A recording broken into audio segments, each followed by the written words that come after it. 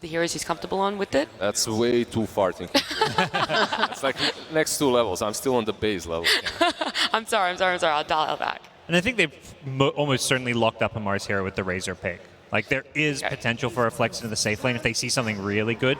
But they're going to go into the Ursa. I think Ursa against Bloodseekers always felt pretty nice because you get Rupture and you've got the Enrage, so you can just kind of stall it out with that bit of survivability. A little bit of that combo that Sheep was talking about, right? Like with the Oracle, not the greatest one, but still pretty solid. Yeah. I think like Beast Coast are now deciding where they want to put Bat, because Chris Sluck can play on that off lane. So if they do think the Bat is better to go mid, I think like OG have drafted nicely here in that they are holding their mid hero for loss. So when Beast Coast reveal what lanes they want, OG get to just, you know, finish out the draft with a good counter pick. And they banned Storm, so that suggests Beast Coast is maybe like, okay, maybe we need to send Bat mid. Let's ban some of the counter picks. Yeah. Where would you guys put these lanes? Like right Not now, fully knowing the matchups. if I'm Beast Coast, I still wouldn't change things up way too hard. Even though Oracle is a bad matchup, like you can play the Bat and Marcy on that offlane and do all right. Like you can always resort to creep skipping, and Batrider should have a decent time there. Yeah. OG banned Veno Beast as their last two. Is that protecting them, or is this like a foreshadowing of what they feel is the role that Beast Coast are trying to fill? That's a full protection, right? Yeah, Veno good against the Ursa lane, and also their cores like Razor plus Ursa don't deal well with the summons, the zoo, so to speak, which is where the Beastmaster ban I think comes in a bit. They've got the Shaker, but that's really all they've got for that kind of strat. So it is a consideration at Beast Coast. They went for a Lycan yesterday. They could take that approach to their draft. It's kind of all-in-ish. Like, they don't scale that well. They don't have much team fight if they pick a Lycan, but it does give them a timing and a window where they can just win the game. Yeah, I don't mind that idea at all. Like, just have all the summons and all the creeps dominated sent towards Razor, towards the Oracle. The game can become extremely rough in that mid-game. If you're ruptured and all the creeps are running at you, there's no saving that. Yeah, I was thinking that Beast Coast could do well with like another tank that can run in, sort of like a DP-esque hero, but it's hard when you're playing into Ursa because he's like a tank killer, so she might not do that job so effectively. Because right now I need someone to like kind of bait heroes in so that the Bat can get like the right lasso off. Pango works fine, it just gives them way more team fight, which they were lacking. A lot of flexibility as well, right? Like right now you can see what OG picks. You can put the Pango and Bat on offlane or mid lane. You can swap those heroes out, so it keeps things open for Beast Coast, and it makes it a little bit harder for OG to get this last pick. Is there anything that draft needs to really round it out, or do you feel that they hit most of the things on the head and that the draft is already looking really solid? Kind of go for comfort now. For OG? Yeah. Do you guys feel that a playmaker is needed maybe? I feel like I often say that when I see some OG drafts, but then they just make these 3 semicos work. They're all just farming. They, you know, get strong in the mid game, and then they just group up and win one team fight, and the game's over. So. Yeah, I'm trying to imagine it because Beast Coast look like they want to go smoke up, make fights, hit timings. Oh, that's good. Invoker last pick. That's a BZM Invoker, man. But are we going to see Quaswex or Exort? Because he does both. Yeah. I think it's still the Quaswex versus Bat. If Bat is mid, right? Then you deal with him that way. Even against it feels like it's kind of on the greedier side to go Exort. You've got the Fissure for some setup kills on the side lanes, but I mean, you mentioned Playmaker, Quaswex with a Spirit Vessel running around kind of fits the bill, especially a team like Beast Coast who wants to run at you and take lots of fight. Feels like they may need a Quaswex Invoker. And the way Invoker is played right now, you end up having everything. Very true. At some point anyway. Midas is back, baby. Well, then where are you guys leaning for this game one? Is it OG? Is it Beast Coast? Ooh, I do really like OG's Ursa pick a lot into Beast Coast heroes, especially if he gets that Ags, and then he can always, even without Oracle, he can break the lasso on his own. That being said, I think it's up to how well Beast Coast can take these early fights and really like set the pressure. Do you have faith in Invoker, gods? If it's Quaswex, I mean, absolutely. I have faith in Invoker, but I think more so I have faith in this Shaker plus Razor. Like, there just hasn't been too many great heroes to play in the Razor. Razor on one side, Invoker on the other. I don't know. I'm actually going Beast Coast for game one. Oh, wow. All right. Lizard just coming out there, swinging big words. He's a Beast Coast supporter for this game one. But we're going to jump over to our casters, Gareth and Lacoste. Yeah, we're super excited for this. We hope you are all excited as well. Arlington, as we get ourselves into game one of this best of 3 Beast Coast with a pretty chaotic looking draft. OG with some really serious laning power. What are your thoughts, Lacoste? Beast Coast asked themselves, how many displacement abilities do you want to have this game combined with Rupture? And the answer is yes. There's a Rubik Lift, the Batrider, Marsa Dispose, like even Pangolier Roll can do some damage. And I feel like this is going to be a hype one, Gary. Oh, listen to them go. Well, you know who the fans in the crowd are favoring? Oh, Seb's complaining about the sound. Yeah, that's the crowd sound. Go on, let him hear it again then. Players want to hear their in-game sound, so we'll see. Once they are set up, they're going to be ready to go. BZM on Invoker this time around. It's always a treat to watch it, and Amar on his signature Razor. In terms of the lane setup for OG, it's going to be what you would expect. Shaker and Razor on the off lane, and also having the Purge mechanic, the spell mechanic from Oracle against the Batrider. I also want to see if potentially Beast Coast might be swapping things around, put this Rubik against the Razor, but seems like it's not going to be the thing. Go when ready, Seb says. Yeah, you'd expect them to maybe try and keep the Bloodseeker away from the Razor as well, but we'll find out what Beast Coast do around these first Bounty Rune spawns. And see Smile. He wants the lights off. He's used to playing in a dark room. Out on stage now, completely different atmosphere. Top 6 for Beast Coast. And looking to go even further. See Smile starting out looking for these Observer wards, but we're seeing a lot of adaptations and even teams just not bothering to ward in that mid lane anymore. Some nice high fives between Amar and C Smile as well. They did not want to attack each other. Amar wanted to keep things simple, go for the high fives instead. C Smile will be playing that Pangolier on the mid lane. There aren't many things that can stop Pangolier from rolling this time around. Like, there is a Fissure that sometimes can block you off, but also you can bounce off of it. So it's the way you use it. So we'll see how C-Smile is going to do. In terms of the lane, might struggle a bit against the Invoker from the mid lane, but yeah, looking at some of the spell mechanics, Bloodseeker, he's been a hero that comes online extremely quickly, and Panel did touch upon on K1 being a bit more active lately. Oh, Taiga actually snatches the rune. Cheeky. Comes in and takes it. Stinger and Gojira, though, both getting a couple themselves. 3, in fact, for Beast Coast. That could have been 4. Taiga, fortunately for OG, going to grab 1. And yeah, as you say, K1 over the last year or so, the past couple of tours, definitely has picked up the pace in terms of his play style. Was very much, called the AFK jungler. He was very good at his farm patterns, building up bank, but more recently shifting away from some of those strength heroes into agi ones and playing more aggressively. He definitely needed to adjust his playstyle because meta did shift. And looking at the mid lane, BZM starting with the EMP already, burning some of the mana from Pangolier. Pango without a mana, very difficult to play. Like, you don't really provide much, so that's going to be the way. And yeah, looking at some of these stats, I saw some low numbers, Gary. 20% win rate on Radiant, but it's kind of hard for any heroes on Radiant this tournament so far, isn't it? It really is. Very well. Okay, one up at top. Sitting 1-1. Seb on the Earthshaker and Amar the Razor going to be incredibly good in this dual lane against what Beast Coast have. Just keep fissuring, securing range creeps, and until Beast Coast are level 2, you're not particularly afraid of anything. Maybe once they've got the Dispose into Blood right is when you start to worry. Once they get level 2 on Marcy and have that Blood Right that you mentioned, this is where they're going to start playing a bit more aggressive. Already down to half HP on Razor, and if the other lanes are also playing aggressively, that means Bloodseeker will be having some extra move speed, and you got to be a bit more careful about it. Yeah, you're right. That's one of the reasons why this Bloodseeker is so able to play active early on. Doesn't really need too many items, can buy the upgraded boots, the treads or the phase, then a javelin into Maelstrom, but you're already running around looking for pickoffs. Here's the Blood Right. Seb not fast enough to get out of it.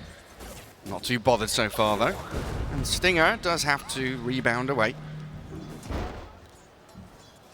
How's that bottom lane going? Uragi and Taiga getting some good damage on Gojira. Well, I'm looking at the mid lane. Pango's really struggling without mana. He's not able to put any pressure on Invoker, and he can't even get CS. Right now, sitting at only 3, while Invoker is 9 and 6. Oh, wow. Oh, yeah, BZM crushing it. Does have his bottle coming out now, though, C-Smile, but look at that, just a tornado to harass. Get a couple more CS. And Invoker going for Water Runes. Grabbing them up and keeping himself topped up. While top, Static Link, the Fisher on the wrong side. So K1 able to sprint. Oh, C-Smile, he's not going to be able to pick up the other Water Rune. BZM will deny it, so that's pretty big. It does have a bottle. I want to see if OG is going to make a rotation, potentially pick up that 3-minute Bounty Rune and take away some of the regeneration from him. Because right now, he's really struggling, sitting at 140 mana.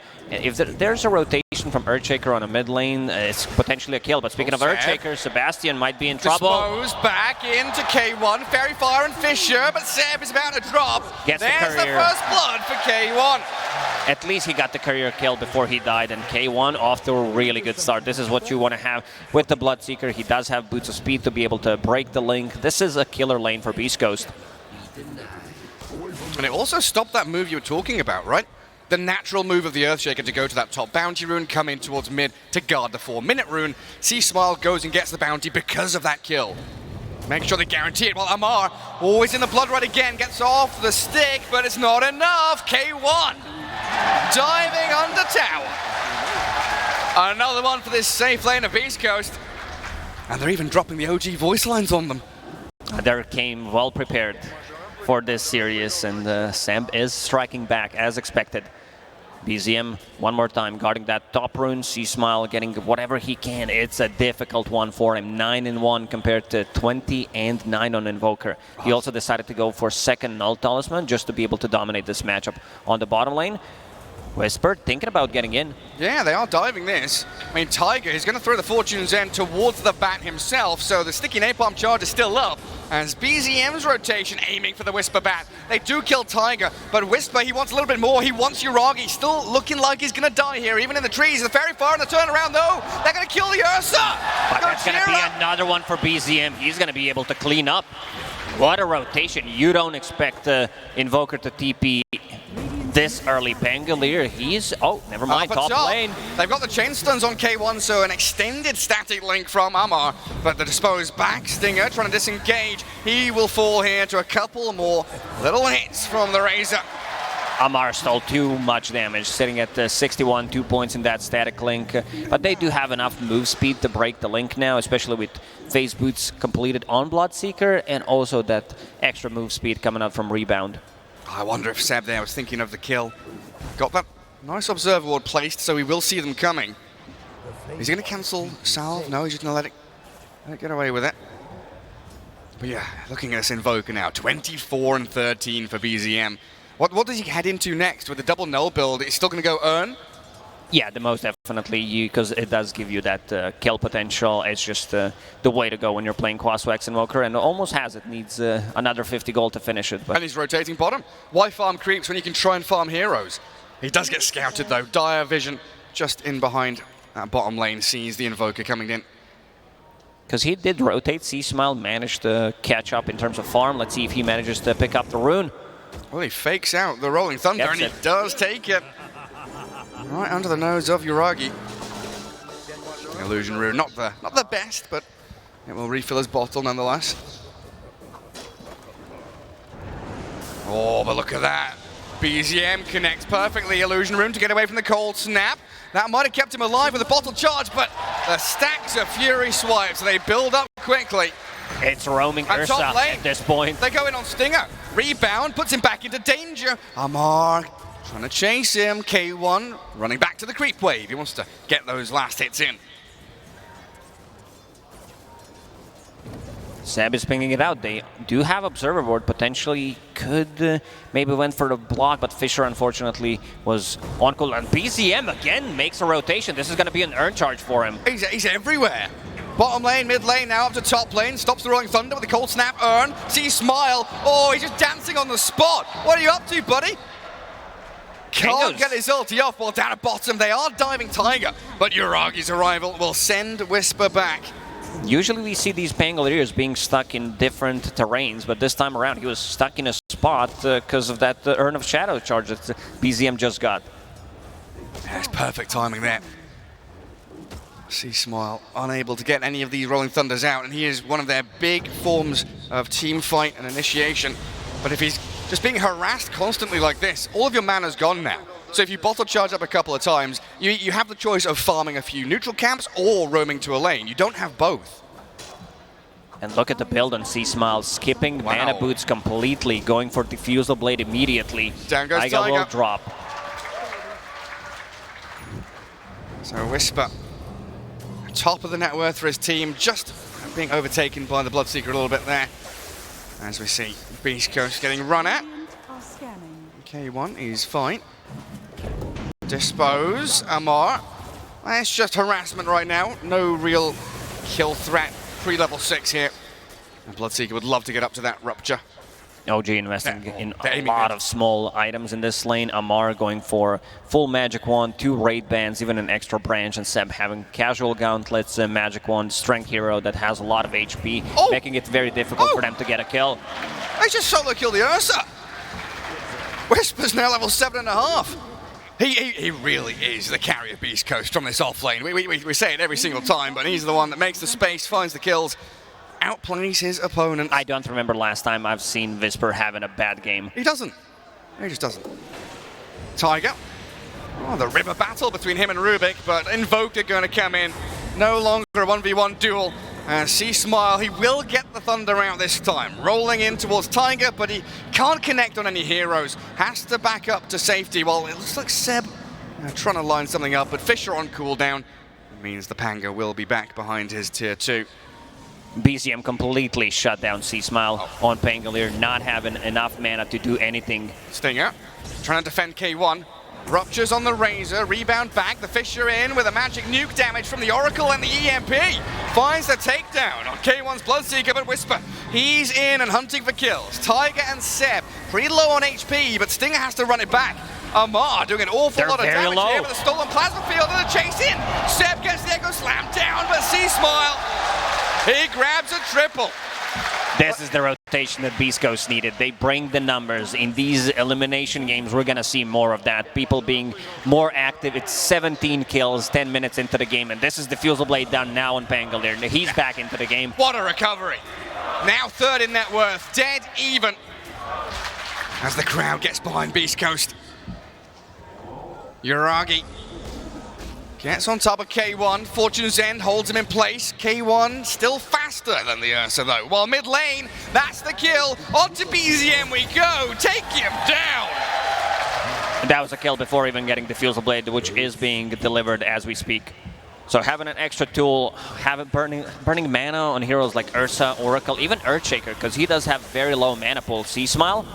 He's got the Thunder. Oh, but the Fisher, Seb, he knew what was going on there.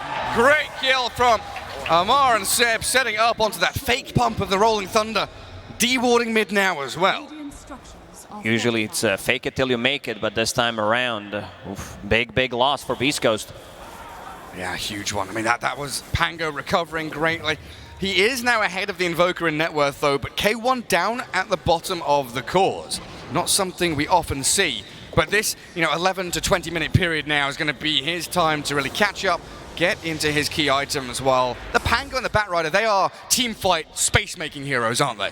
Yeah, they're ready to join relatively early on. Pango, we mentioned that Diffusal Blade, all his spells are maxed out. The rest of the Beast Coast will smoke.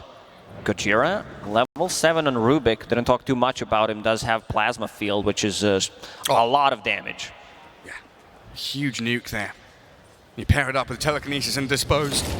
You can take people down quickly. Uragi. Ruptured down bottom, just hiding Zoning in the trees. Rupture. Get away from our creep wave. Well, the rest of Beast Coast. Oh, the courier was spotted by the Obs Ward. It gets pinged out by Amar, so they know that Beast Coast are somewhere near that triangle. They might, in fact, figure out the wards that were just placed as well. You can see Amar just circling triangle. They're in here. We know exactly where they are. There's the Maelstrom done now for K1. BKB Lincoln's queued up, but BZM eyeing a potential kill, not going to go for it just yet. And we've talked about K1's obsessions with some items. His Lincoln Sphere that he likes queuing up, doesn't always buy it, but he does like putting it in the quick buy just in case. In this kind of game, what is it against the static link only? Yeah, he's going to be afraid of that, and I think the big part is going to be Fortune's End dispelling his Blood Rage later on when he picks up the shard. Because if that's purged off, that means you're taking a lot of damage away from Bloodseeker. Yeah, that's true. I'll see Smile with a DD rune. Let's see what he can get done with this. Because Gojira, he's farming jungle. And BZM, he's made the long migration from bottom triangle up to top jungle, finds the kill. Might have put himself in a bit of danger now, though. Thunderstoy and drums if you want to jump over. Here we go. They're fighting in the pit, but the big kill's there onto the Invoker while C-Smile's echoed and taken down. Still looking for BZM as Stinger zapped into the ground by Omar. Finding yet another, and the save! Oh, they've kept BZM alive! Omar just TP's out, no stuns gaming from Beast Coast at this point. And I don't know how they let BZM survive there. They needed one extra hero to connect on BZM, lock him down in place so Batrider can deal damage. And this is going to be a freebie Roche. They're not going to contest. There is no Rupture and there is no Lasso. And Jiragi this time around on Ursa, we've seen mostly Chinese teams play Ursa going for Battle Fury, being able to scale into the late game. But even when he played Troll, he skipped the Battle Fury completely. They want to hit an earlier timing. They want this tempo. See Smile, man, it's just so irritating to play against this Invoker with Cold Snap, EMP, good swashbuckle down to low ground, but clipped by the Tornado. OG might still look to chase. The Fortune's End allows them to catch up with the Sunstrike in. See Smile nearly dead. Not quite enough. Well, they needed a bit of extra damage, maybe another Fissure. But OG, they're not overlapping any of their abilities. Yuragi with haste, looking for a kill. Oh, he's hungry, isn't he? They still didn't take this tier 1 tower on the top lane. Anybody home? Oh, Gojira, you're here. We'll take you. Quick and easy one for OG. And even forcing a TP from Stinger. If they realize this, they do, because they've scanned. They know someone's in the jungle. They'll find Stinger here, so both supports dropping quickly from Beast Coast. No chance to defend this top tier 1 now as OG really laying it on thick and getting this pressure mounting. OG really want to get stuff done with this first Aegis and the Diffusal Blade. Razor also one of the heroes that do join fights early on and going for the BKB as his first item. So that means that even though they have abilities that go through magic immunity, he's still going to feel relatively safe because there's multiple ways for OG to reset the fight with Fissure, with Tornado, even Oracle. Oracle did have a couple of deaths in the early game, but still having a decent amount of farm. He almost has a Blink Dagger. Oh, that's crazy. Yeah, I mean, usually Oracle's one of these heroes that you don't need that many items on because your skill set is so diverse, you can fulfill a number of tasks in any given team fight. Now, primarily you're a saving hero, but you've got Magic Nuke, you've got healing, you've got catch as well. With that Blink Dagger, you can now sit even further behind the heroes you want to save. Speaking of Blink Dagger, Sebastian just picked up his. Oh, does he? Lands down, Observer Ward, and Sentry. He wants to make sure there's no smoke being revealed, and this could be a big one. They come in from the back, but it looks like Beast Coast are somewhat ready. Blood Right's there with a lasso in. They've caught them out, but Zeb! He's got the Echo on 3! They'll kill off Stinger and a save on BZM. Keeping that Invoker alive while C-Smile just bursts down. Oh, Tiger's still alive. Here and Tiger survives. They're not done. He's being hunted down now. The only survivor out of this one will be K1 because BZM, Tornado EMP into the Fissure, find one more. I guess they did not expect this. Seb, usually so far in this major, has been going for Shard as his first item, and I guess they got surprised by how much gold he has. He's been involved in 10 kills out of 18, being very active early on, and that was a big Echo Salama. It was perfect from him. It looked like Beast Coast were ready. They were holding the tree line, hiding in fog, waiting, turned around, but they weren't expecting the counter initiation coming through from that Seb Shaker. Yeah, C-Smile here, baiting a little bit. Go on, you have a go at me. Stinger scouts a few of them out. And then with the Rolling Thunder and the Firefly, they feel comfortable to go, but here it comes. He is so ready for this. 3 heroes surrounded. Yeah, there we have it. Beautifully done. That means that he's going to have a shard relatively soon. This is a 15-minute Blink Dagger, potentially 18-minute shard on Earthshaker, and we can see him on screen fully focused. Making the shot call to the next kill, the next team fight. Always thinking into the future there, Seb. Yuragi has Aegis for another minute 20. So he's pretty happy just to dive and play aggressively. Fisher and Sunstrike coming through onto Gojira. Not quite enough to kill him though. He will turn back with the help of C-Smile. Killing off this Ursa once is a task in its own right, never mind twice. So Beast Coast retreating. He's still going to go in. Bear. He's hunting. In comes Seb again with a Fisher and a bit of a stun. They do kill off the Ursa once, and Tiger fell in the back lines while Amar with his BKB. Might have been a little bit too aggressive here. Vesper does have lasso. But a lasso! Amar, I don't know what he was thinking. I guess he was thinking lasso is not available, and Seb TP stop. There's a huge wave. Vision from Beast Coast. Yeah, fighting underneath the ward near the ancient creep camp, so that provided him a lot of vision. And good thing is that Ursa got out. I think it's the key here. He is right now close to the top of the network, going for the BKB next. It's imperative that he gets his BKB quickly. But oh my god, C-Smile, no way, he's dead again. This execution from OG has been spectacular.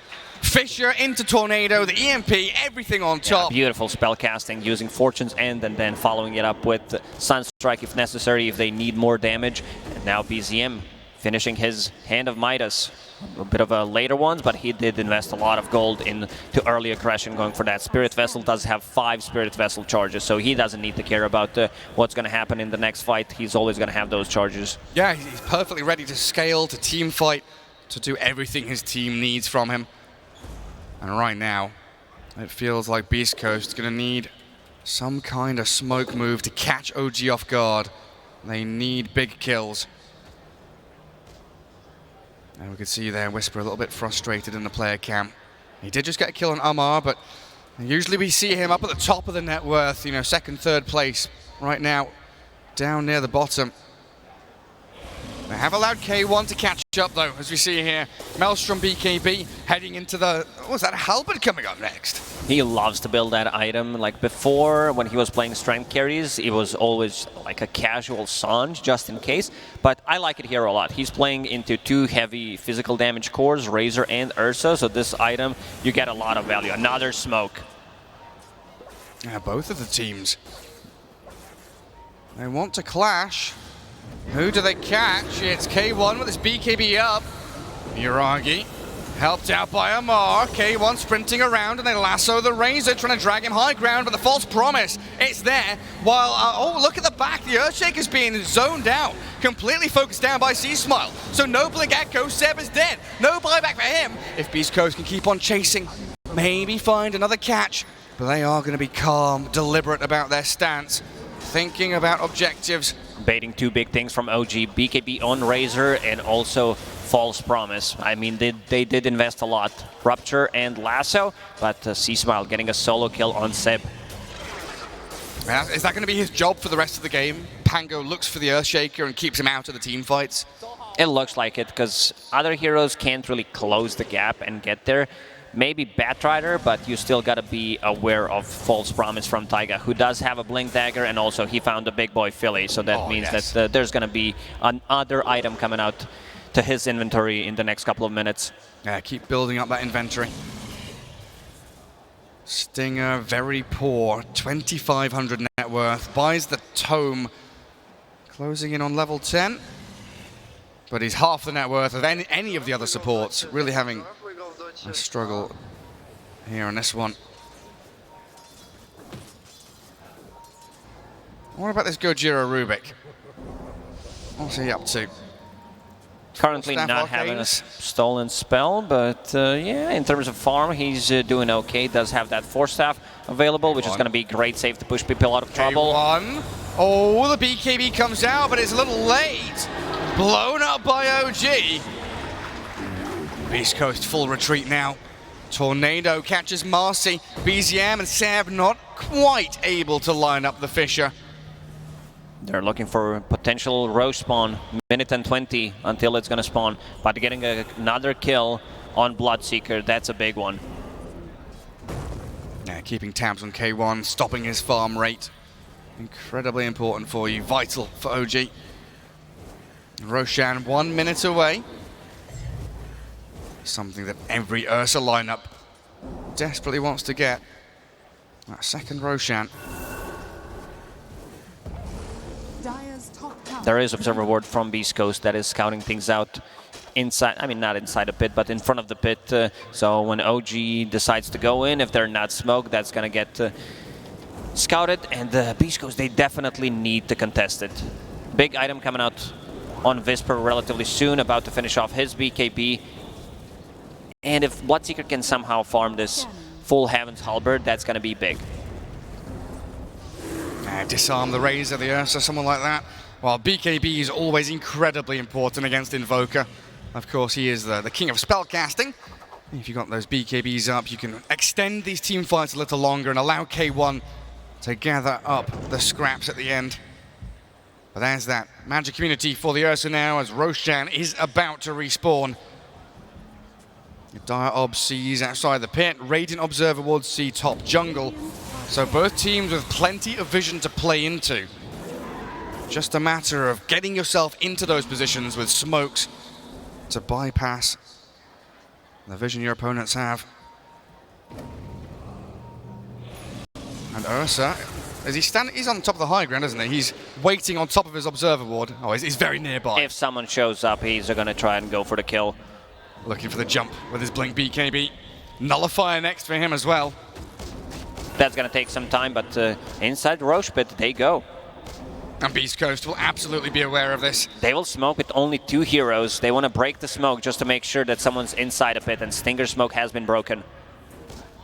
Well, you know what's going on. Tornado misses this time. It's too late. Cold Snap comes in, and Roshan is already dead. Beast Coast don't get there in time. That was OG. nicely done by OG, and now this ward that you mentioned, Yuragi is chasing. He's trying to bait some spells. All the vision in the world. See Smile also being targeted by the Razor Invoker, and Yuragi fissured out. X marks the spot, but Yuragi does have the Earth Shock to get over the top, while Amar ruptured up. Rolling Thunder, not going to get through the BKB of the Razor, while Yuragi kills Stinger in the back lines. Tiger trying to defend his mate. Oh, another echo! Amar gets a double, but Seb, he's found him in the back. They'll take down 3 as well with this Razor. Yuragi chasing Whisper, but he gives up. The BKB of the Batrider not allowing Yuragi to keep giving chase. They split up the fight. They know that Ursa can cause a lot of issues, bait a couple of spells, because he does have that shard from Roshan, so relatively hard to kill. Didn't even pop his BKB, does have Aegis on top of that, and Beast Coast invested a lot of time trying to kill Razor, who does have a BKB. They couldn't even kill Taiga, because there was a false promise, and the BZM, like a true bro he is, uses Spirit Vessel, and this is going to be another one. That's a dieback from Stinger. Yeah, he's gone for 60. And when OG are able to split this team fight like 3 different ways, you know, we're looking back at the replay here, there are literally 3 different fights happening at the same time. Got Razor Invoker focusing the Pango, you've got Ursa chasing one, and you've got these 2 supports sitting behind them at the same time. Roche grabbed up by OG. And immediately, you know, we saw Yuragi, like he's up here, he's 1v2ing.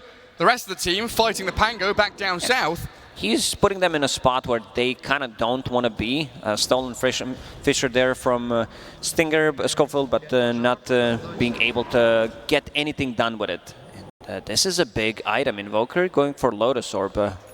Is going to have it right now. So putting that on Razor means that Amar will have free padding in these fights, because there's not going to be Rupture on him, and also you can't use Lasso. Ooh, that Sunstrike was well placed, but C-Smile has walked back into the Forge Spirit while K1, he's focusing down Amar. In we go with the Swashbuckle, but he's dead on C-Smile's Pango. The Tornado not going to land there on the Bloodseeker. And OG, they keep it up. Warding as they go along, they know that they're not really reliant on too many long cooldown abilities. They can keep catching with Fisher. This shard keeping the stuns, locking them in, and Yuragi slays another. Long distance poking. Fisher into Tornado. Yuragi still thinking about going in. If he gets another stun, this might be a kill. Yeah, they've got Sunstrike in, but Whisper, he's on the high ground this time. Gajira coming in clutch with telekinesis to be able to save him. OG a bit limited in terms of tower damage when sieging the high ground, so they still need to take one fight, potentially get a kill, and then go for the buildings. But yeah, OG have these 4 heroes that don't have to commit at all. Like you say, they are just poking and prodding from long range. And Ursa with Enrage and Aegis, he's the one that goes and dives into the middle of the pack of Beast Coast. they don't want to focus him. He takes too long to kill. He has 2 lives. So the only choice the Beast Coast has these past few minutes is to turn and run away. Seb, BZM, and Yuragi. In the triangle we go. Ursa just hit level 20, so there's going to be even more damage when he connects onto a target. He was thinking about getting a Nullifier, but decided to go for the Basher, which is being delivered as we speak. Oh, see Smile, he's got the Thunder out. Getting on top of Tiger, rupturing him as well. A lot of focus on this Oracle to get rid of the save, and he's got his ulti off! No way! And now OG, free reign to turn around and play into Beast Coast. They'll take down one, swiping away at another. Yuragi with a double kill. Oh, they decided to go for Taiga, but in the end he manages to survive. Did have that Ghost Scepter, gets the ulti off in the last second. A lot of commitment. There's still Lasso available on Visper. That Fisher allowed him to do that as well. Seb has been on point with Earthshaker this time around.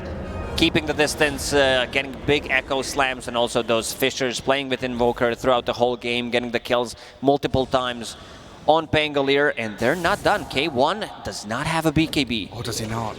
Seb knows exactly where he is. Seb. Oh, he doesn't find him.